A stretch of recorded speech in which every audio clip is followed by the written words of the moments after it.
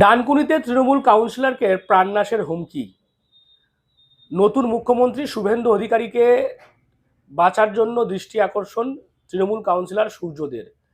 যেমনটা জানা যাচ্ছে যে ফলাফলের ঘোষণার পর থেকেই এই 18 নম্বর ওয়ার্ডের তৃণমূল কাউন্সিলর সূর্যদের যেমনটা অভিযোগ করছে, তাকে দফায় দফায় বিজেপির কর্মী সমর্থকরা তাকে প্রাণনাশের হুমকি দিচ্ছে, এবং যার ফলে তিনি ইতিমধ্যেই বিভিন্ন জায়গায় লিখিত অভিযোগ করেছেন, এবং যার ফলে দেখা যাচ্ছে যে তার বাড়ির সামনে রাস্তায় এখনো পর্যন্ত কেন্দ্রীয় বাহিনী মোতায়েন রয়েছে। আমার এখন 100% জীবন সংশয়। কয়েকটি ছেলে, বাপ্পা দাস, বিজয় দাস ওরফে ছোট মন্টু, কৌশিক চক্রবর্তী, এরকম একটা টিম আমাকে মার্ডার করার হুমকি দিচ্ছে। 25 লাখ টাকা চাওয়া হয়, 25 লক্ষ টাকা। আমি ওষুধ কিনতে বেরিয়েছিলাম, সেখানে ওইভাবে আমার আক্রমণ করা হলো। কোনোভাবে আমার প্রাণটা বেঁচে, সিআরপিএফ ছিল বলে বডি এখান থেকে যতক্ষণ না আমরা বার করবো ততক্ষণ আমরা শান্তি পাবো না। হাত জোর করে বলছি, এবং সমস্ত বিরোধী দলের কাছে হাত জোর করে বলছে আপনারা এক জায়গায় হন। তারা বলছে যে সেন্ট্রালেও আমরা, রাজ্যেও আমরা, আমাদের কেউ কিচ্ছু করতে হবে। মানে নির্বাচিত মুখ্যমন্ত্রী মাননীয় শুভেন্দু অধিকারী মহাশয়ের কাছে অনুরোধ করব, প্লিজ একটু এই ব্যাপারটা আপনি দেখুন। একজন অ্যাডমিনিস্ট্রেটিভ হেড আপনি এই রাজ্যের, আমি আপনার কাছে আমি করজোড়ে অনুরোধ করছি, আগামী দিন যদি সূর্যদেব মারা যায় বা সূর্যদেব পরিবারের কেউ মার্ডার হয়, তার জন্য যে নামগুলো বললাম, এবং সবাই ডানকুনি জানে এই গ্রুপ কাদের, তারা দায়ী থাকবে এই মৃত্যুর জন্য, এই মার্ডারের জন্য। নমস্কার। অ্যাকচুয়ালি এই সাংবাদিক সম্মেলনটা অত্যন্ত গুরুত্বপূর্ণ। নির্বাচনের পরের দিন থেকে, পরের মুহূর্ত থেকে আমার এখানে একটি লোকাল পোর্টাল চ্যানেল আছে। সেই পোর্টাল চ্যানেলের মাধ্যমে ওই নির্বাচন কেন্দ্রস্থল থেকে, মানে গণনা স্থল থেকে আমাকে বিজেপির ছেলেরা হুমকি দেয়, একদম আমার নাম করে, যে 18 নম্বর ওয়ার্ডের কাউন্সিলরের কাছে আমরা এবার যাব, ওকে রেডি হতে বলুন। তার পর মুহূর্ত থেকে আমাকে বারংবার জীবন সংশয় হুমকি আসতে থাকে আমার কাছে, কখনো সোশ্যাল মিডিয়ায়, কখনো সামনাসামনি, কখনো বাড়ির পাশ দিয়ে। কিন্তু এই জিনিসটা আমরা ভেবেছিলাম যে আস্তে আস্তে আস্তে আস্তে কমবে, কারণ সেই ধরনের জিনিস আমি কোনোদিনও কারোর সঙ্গে ব্যক্তিগতভাবে করিনি। কিন্তু যত দিন যাচ্ছে, ডে বাই ডে এটা বেড়ে চলেছে। গতকাল আমার পরিবারের একজনের সদস্যের ওপর হুমকি দেওয়া হয়, এবং সেখানে 25 লাখ টাকা চাওয়া হয়, 25 লক্ষ টাকা। তারপর আজ সকালবেলা আমি তাদেরকে ডেকে যখন কথা বলতে চাই, যে দাদা কি হয়েছে আমাকে বলো, যাকে হুমকি দেওয়া হয় সে একজন ব্রেন স্ট্রোকের পেশেন্ট।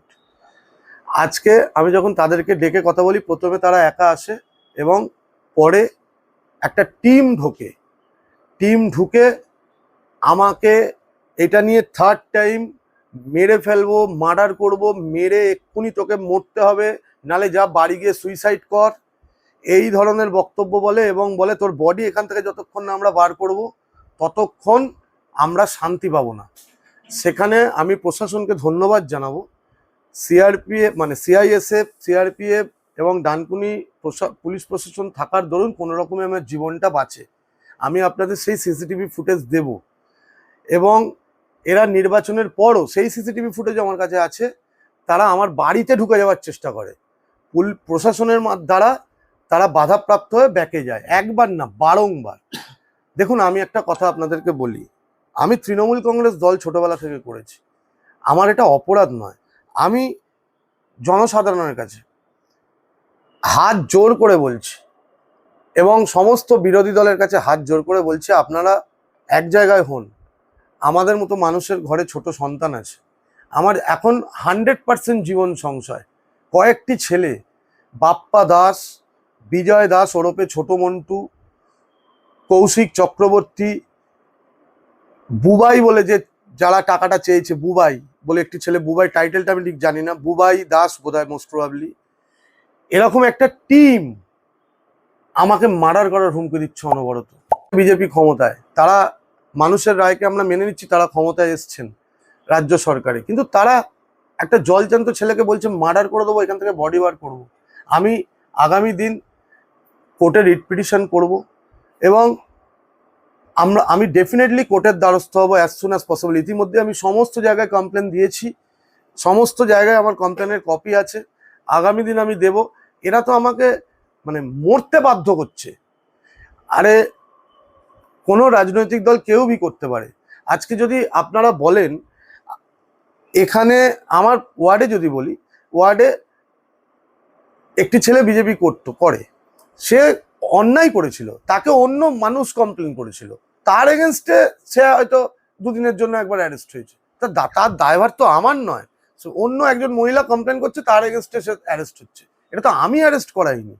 আজকে আমি প্রাণ সংশয়ে ভুগছি। আমি জানি যে এই ভিডিওর নিচে অনেকে ট্রোল করবে, অনেকে বলবে, অনেকে বাজে কথা বলবে, কিন্তু আমি বলি আজকে আমার এই দুরবস্থা, তাই বলে কালকে যে আপনাদের হবে না এটা কোনো কথা নয়। এরা সনাতনী বলে ক্ষমতায় এসছেন, এরা হিন্দুত্ব বলে ক্ষমতায় এসছেন। আমি কিন্তু হিন্দু ঘরেরই ছেলে, আমার নাম সূর্য দে। আমার এই কোপ সেই এসআইআর থেকে শুরু হয়েছে। এসআইআর আমার নাম বাদ দেওয়া হয়েছিল, যাক সেটা কোনোভাবে তোলা হয়েছে। আবার এখন যেটার জন্য এই প্রেস কনফারেন্স, আমি মনে হচ্ছে মার্ডার হয়ে যাব, আমার মনে হচ্ছে আমি মার্ডার হয়ে যাব। কারণ অনবরত হয়ে চলেছে। আপনারা ডানকুনি পুলিশ প্রশাসনকে আমাদের মাননীয় কমিশনার রেডকে আমি বার্তা দিতে চাই যে আমার প্রাণ সংশয়। আমি যখন তখন মার্ডার হয়ে যাব। আমি সকালবেলা ওষুধ কিনতে বেরিয়েছিলাম, দীর্ঘ 2 দিন ধরে আমার জ্বর, আমি ওষুধ কিনতে বেরিয়েছিলাম, সেখানে ওইভাবে আমার আক্রমণ করা হলো। কোনোভাবে আমার প্রাণটা বেরিয়েছে, সিআরপিএফ ছিল এবং বলছে তারা বলছে যে আমাদের কাছে কি আছে জানিস না, তোকে একবার একা পাই, এই ভার্সনটা বলছে পুলিশ একবার সিআরপিএফ তোর বাড়ির এখান থেকে উঠতে দে। এবং শুধু তাই নয়, আমার বাড়ির মানুষদের নিয়েও নোংরা মন্তব্য করা হচ্ছে, মহিলাদের নিয়ে নোংরা মন্তব্য করা হচ্ছে। কেন?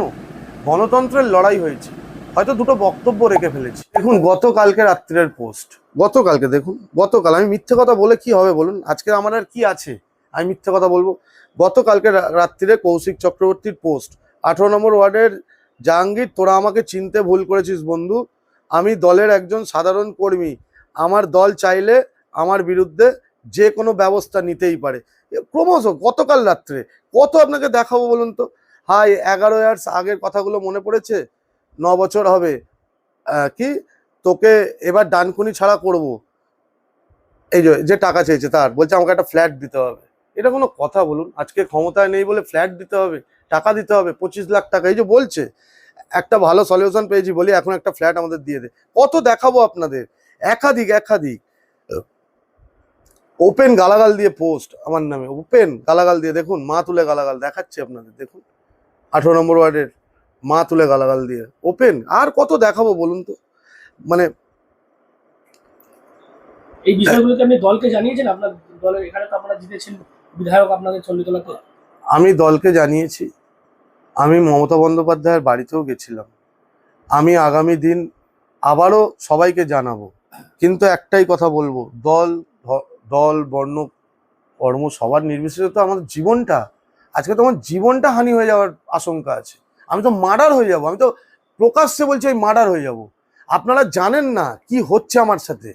আজকে খবর নিন ডানকুনি থানায়, আজকে খবর নিন ডানকুনির মানুষের কাছে, কালীপুরের মানুষের কাছে, অনবরত জীবনের হুমকি। এখনো বলে গেছে সেখানে ডানকুনি থানার প্রশাসন ছিল বলে আমি বেঁচেছি, বলে গেছে যে তোর বডি যতক্ষণ না এখান থেকে আমরা বার করবো আমরা শান্তি পাচ্ছি না। আমি নতুন মুখ্যমন্ত্রী, নির্বাচিত মুখ্যমন্ত্রী মাননীয় শুভেন্দু অধিকারী মহাশয়ের কাছে অনুরোধ করব, প্লিজ একটু এই ব্যাপারটা আপনি দেখুন। একজন অ্যাডমিনিস্ট্রেটিভ হেড আপনি এই রাজ্যের, আমি আপনার কাছে আমি করজোড়ে অনুরোধ করছি। বিরোধী দল করেছি বলে কাউকে মার্ডার করে দেবো, কাউকে প্রাণের হুমকি দেওয়া অনবরত। আপনারা জানেন আমি ঘর ছাড়া ছিলাম, আমি কালকেই বাড়ি এসেছি, তারপরেও এরকম আমার বাচ্চা স্কুলে যেতে পারছে না, আমরা খেতে পাচ্ছি না, আমরা বাজার করে খাবো সেই পরিস্থিতি নেই। আমি বাংলার মানুষের কাছে নিবেদন করছি যে আপনারা একজোট হন। আমি মুখ্যমন্ত্রী শুভেন্দু অধিকারী মহাশয়ের কাছে, মাননীয় মুখ্যমন্ত্রী তার কাছে আবেদন করছি, পুলিশ মন্ত্রী তার কাছে আবেদন করছি, প্লিজ এই ব্যাপারগুলো একটু দেখুন। এই যে পোস্টপোল ভায়োলেন্স দিনের পর দিন বেড়ে চলেছে, এই যে আমাদের মতো মানুষদের এইরকমভাবে মারার হুমকি দেওয়া হচ্ছে, আপনারা সবাই প্লিজ এই ব্যাপারটা একটু নজর দিন। অন্যদিকে বিজেপি যেমনটা দাবি করছে যে নিজেকে বাঁচাতে বারবার বিজেপিতে আসার জন্য আবেদন করছে এই সূর্য দে, এবং তার সেই ডাকে সাড়া না দেওয়াতেই এসব বলছে সূর্য, এমনটা পাল্টা কিন্তু যা দাবি করছে। যাদের বিরুদ্ধে সূর্য দে অভিযোগ করছে তাদের মধ্যে অন্যতম বিজেপি কর্মী কৌশিক চক্রবর্তী। ১৮ নম্বরের কাউন্সিলর সাংবাদিক বৈঠক করে অভিযোগ করেছেন কৌশিক চক্রবর্তী, বুবাই এবং বাপ্পা দাস সহমত, এরকম কয়েকটা নাম বলে যে আপনারা নাকি তাকে প্রাণনাশের হুমকি দিচ্ছেন, সোশ্যাল মিডিয়াতে প্রাণনাশের হুমকি দিয়ে পোস্ট করছেন। কিভাবে দেখছেন বিষয়টা? দেখুন, আমি তো দুপুরবেলা খেয়ে দিয়ে যখন ঘুমাই তখন একটা ফোন আসে আমার কাছে, আমার কোনো ভাইয়ের।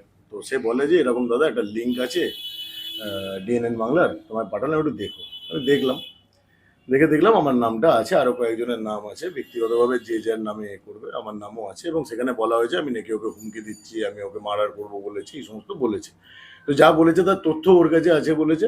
তো এখন এই যে উনি আপনার মাধ্যম দিয়ে যে উনি অব্লিগেশনগুলো করেছেন, তার দুটো ওয়ে রয়েছে।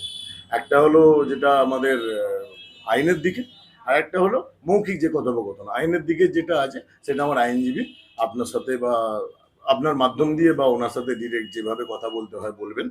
আমি এখানে কয়েকটা কথা বলি। উনি বলেছেন যে আমি নাকি ওনাকে হুমকি দিচ্ছি। আচ্ছা, আপনার মাধ্যমে দর্শকদের বলি, আমাদের 4 তারিখ রেজাল্ট বেরিয়েছে। এটা হলো আমার মেসেঞ্জার। মেসেঞ্জারটা দেখবেন সূর্য দে, দেখুন মিস কল আছে। 5 তারিখ আমি ক্লিক করে দেখাই, 5 তারিখ রাত 11টা 47 বা 46 হবে, হ্যাঁ 46, ঠিক আছে, মিস কল আছে। তো আমার এটা যদি আপনাকে করে দেখাই, আমার এই সেটিংসে ধরা যায় না। তো আমি ঘুরিয়ে ওনাকে কল করি, হোয়াটসঅ্যাপে। তো হোয়াটসঅ্যাপে যখন কল করি, উনি আমাকে বলেন যে দাদা আমার অত্যন্ত অন্যায় হয়ে গেছে, আমার জীবন প্রায় শেষ, আমার কাউন্সিলর পদে চলে যাবে, তুমি ভালো করেই জানো।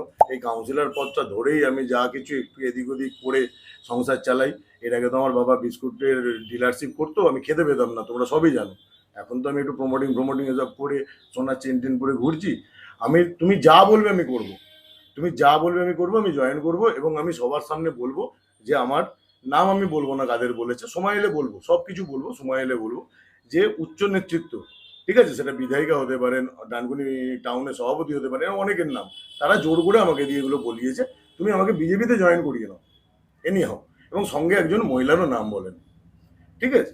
তো আমি বলি এটা আমার কাজ নয়, আমি এটা পারবো না, আমার উচ্চ নেতৃত্বে যাবো যে পারবো না, তবে তুই এগুলো না করলেও পারতিস। আমি তুই বলি কারণ আমার থেকে জুনিয়র, ঠিক আছে, এগুলো তুই না করলেও পারতিস। যেভাবে তুই হুমকি করেছিস 2021 থেকে, এটা এই ভোটের প্রচার নয়, 21-এর 2রা মে রেজাল্ট বেরিয়েছিল, 2রা মে রাত্রি থেকে তুই শুরু করেছিস, এগুলো তুই না করলেও পারতিস, তোর তখন বোঝা উচিত ছিল। তবে হ্যাঁ, আমি এটুকু বলছি যে আমার তরফ থেকে আমি সবসময় তোর পাশে আছি, তুই আমার ছোট ভাই হোস, তোর ফ্যামিলির সাথে আমার একটা অন্য রিলেশন ছিল, যতই তুই আমার বাড়ির সামনে গিয়ে আমার নামে নোংরা কুৎসা করে আসিস, আমি তোকে এই বিষয় থেকে কেউ যাতে তোর কোনো ডিস্টার্ব না করে আমি দেখবো।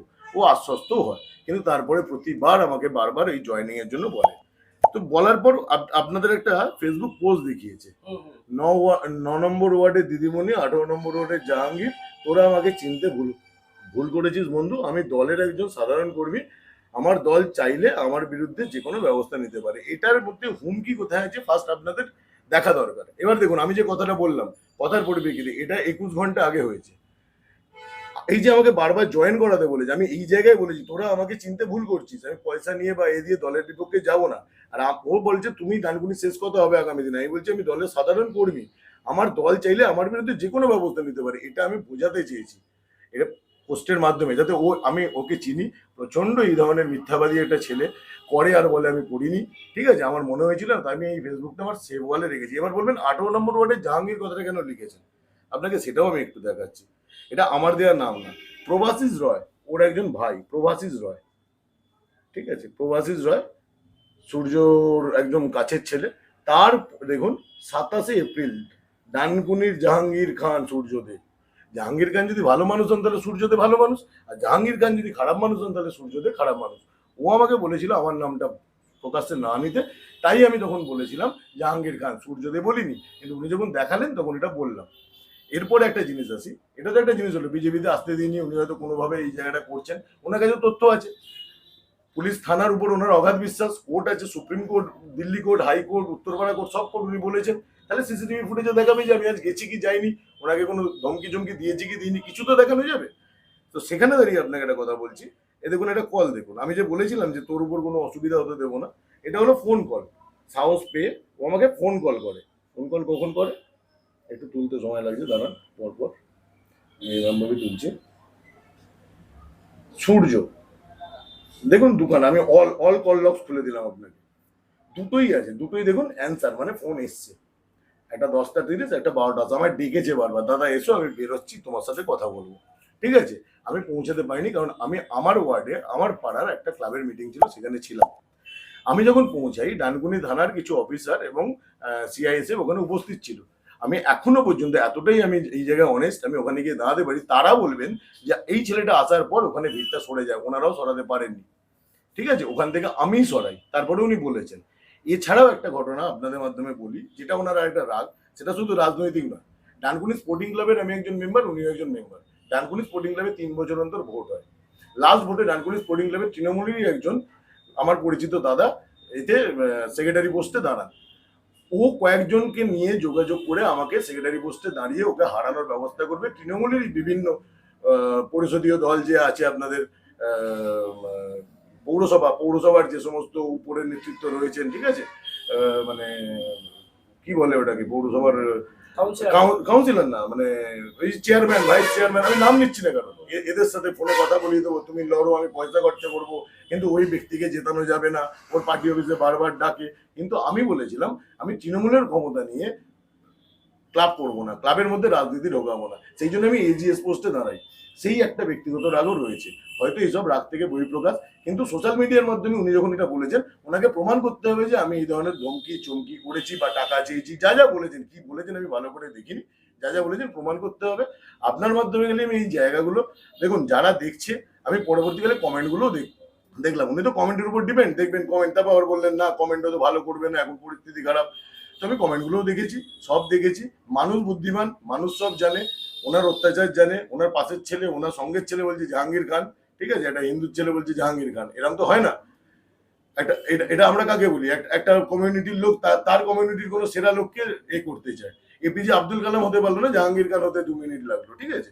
তো এই জায়গা থেকে আমি অবশ্যই লিগাল স্টেপ নেব, বাট আমি যে তথ্যগুলো তুলে ধরলাম সেগুলো যদি যাচাই করেন, তাহলে বুঝতে পারবেন যে একটা মিথ্যেবাদী মানুষ কত মিথ্যেবাদী হতে পারে।